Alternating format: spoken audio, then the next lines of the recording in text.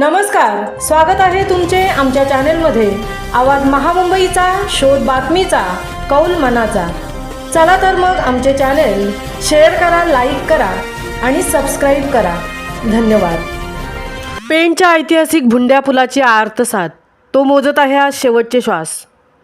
रायगड जिल्ह्यातील पेण म्हणजे बाप्पाच्या निर्मितीचे गाव, जन्मगाव म्हटले तरी चालेल। पेण शहर म्हणजे अनेक ऐतिहासिक गोष्टींचा वारसा लाभलेले शहर आहे। त्यातीलच हा एक भुंडा पूल। या पुलाच्या दोन्ही बाजूंना संरक्षण भिंत नसल्याने या पुलाला भुंडा पूल म्हणून संबोधले जाते। संरक्षण भिंत जरी या पुलाला बांधली असती तरी हा भुंडा पूल हे नाव त्याला शोभले नसते। अंतोरे बंदर हे व्यापारीदृष्ट्या शिवकाळापासून संपन्न होते। या परिसरात जहाज बांधणीचा व्यवसाय चालत असे, ज्या ठिकाणी खारे पाणी येत असे आणि वरच्या बाजूस गोडे पाणी। त्यामुळे 1840 मध्ये या जागी पूल बांधण्याचे काम निश्चित करण्यात आले। दगडांच्या सहाय्याने 14 कमानीवर या पुलाची निर्मिती झाली आणि त्याचा जन्म झाला। इंग्रज शासनाचे अधिकारी मुंबईकडून घोडागाडीने या पुलावरून ये-जा करू लागले। पेण आणि अंतोरे बंदर या पुलामुळे दळणवळणास सुलभ झाले। पेणकरांच्या साक्षीने आजपर्यंत 1871 ते 2005 या काळात अनेकदा महापूर या पुलाने आपल्या अंगावर झेलले आहेत। छोटे मोठे पुरांचा तर हिशोबच नाही। गेली 185 वर्ष ऊन, वारा, पाऊस यांना तोंड देत हा पूल सारं काही सोसत आहे। अजूनही या पुलाला कुठे इजा झालेली नाही। नाहीतर आजकालचे पूल 2-4 वर्षातच पडल्याच्या बातम्या नेहमीच येतात। परंतु एखाद्या युगपुरुषाप्रमाणे इतिहासाचा साक्षीदार म्हणून हा पूल उभा आहे। स्वातंत्र्य लढ्यातील अनेक घटनांचा हा पूल साक्षीदार आहे। पेणकरांच्या स्वातंत्र्य लढ्यातील योगदानाचा भुंडा पूल एकमेव साक्षीदार म्हटल्यास अतिशयोक्ती ठरणार नाही। मिठाचा सत्याग्रह, जंगल सत्याग्रह या गोष्टी तर या पुलाने पाहिलेल्या आहेतच। महात्मा गांधींनी सविनय कायदेभंगाची हाक पेणकरांना दिली। त्यावेळी या पुलाच्या शेजारी असलेल्या कापूरबागेमध्ये पेणसह रायगडच्या क्रांतिकारकांनी बैठक घेतली आणि मिठाचा कायदा मोडण्याचा निर्णय घेतला। त्यावेळेला देखील या पुलाच्या बाजूने खारे पाणी घेऊन ते कापूरबागेत एका कढईमध्ये तापवले आणि मीठ तयार करून कायदेभंग केला। तसेच पेण हे अभिनव भारत संघटनेचे मुख्य केंद्र होते।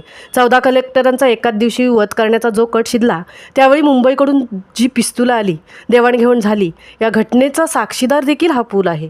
या पुलांनी नजरेने पाहिले आहे ते पेणकरांवर आलेली प्लेगची साथ।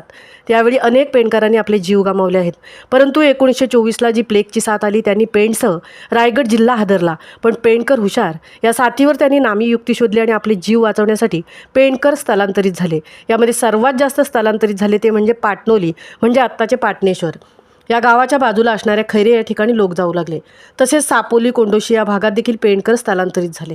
1925ला प्लेगसाठी जी काही औषधे आली ती देखील या पुलाच्या साक्षीनेच।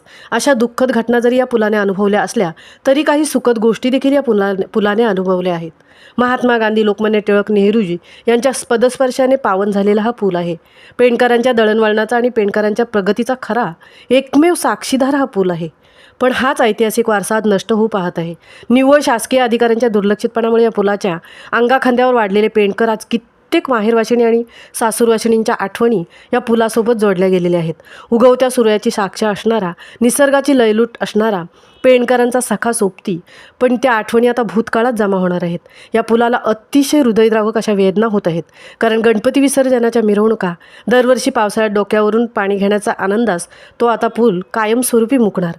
काही जाणकार मंडळी हा पूल वाचवण्याचा प्रयत्न करत आहेत, परंतु भ्रष्टाचाराच्या दुनियेत खरे पण नष्ट होत आहे, खोटे रुजले जात आहे।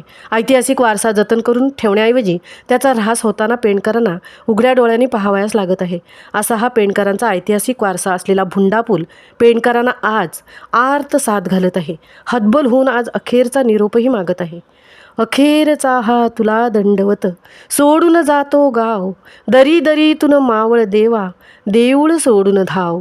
अखेरचा हा तुला दंडवत, अखेरचा हा तुला दंडवत। आवाज महामुंबईचा चॅनेलसाठी तृप्ती भोईर, पेण।